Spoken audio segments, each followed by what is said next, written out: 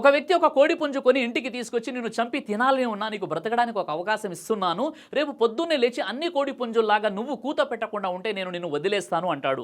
ఆ మాటలు విని భయపడ్డ కోడి పుంజు మరుసటి రోజు పొద్దున్నే కూత పెట్టదు, కానీ రెక్కలను రెపరెపలాడిస్తుంది. అది చూసి యజమాని నువ్వు రేపు రెక్కలు కూడా విప్పకూడదు అంటాడు.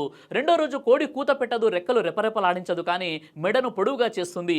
నువ్వు మెడను కూడా పొడిగించకూడదు అని చెప్పేస్తాడు ఆ యజమాని. మూడో రోజు కోడి కూత పెట్టదు, రెక్కలు విప్పదు, మెడలు కూడా పొడిగించలేదు. ఆ మరుసటి రోజు నువ్వు ఈ రోజు గుడ్డు పెట్టకపోతే నిన్ను చంపి తినేస్తాను అంటాడు ఆ యజమాని. అది వినగానే కోడి పుంజు ఎక్కి ఎక్కి ఏడవడం మొదలుపెట్టింది. ఎందుకు ఏడుస్తున్నావు అని అడగ్గా, నేను చనిపోతున్నానని ఏడవడం లేదు, కానీ మొదటి రోజే నా అస్తిత్వాన్ని కోల్పోకుండా కోడి పుంజులా కూత పెట్టి చనిపోతే బాగుండేది, కానీ ఇప్పుడు పిరికితనంతో చనిపోతున్నానని అంటుంది ఆ కోడి పుంజు. నీ పిరికితనం నీ అపజయానికి పునాది, నీ ధైర్యం నీ గెలుపుకి నాంది పలుకుతుంది. నీ కోసం ఎవరు రారు, మొదటి అడుగు నీదే అవ్వాలి, చివరి అడుగు నీదే అవుతుంది.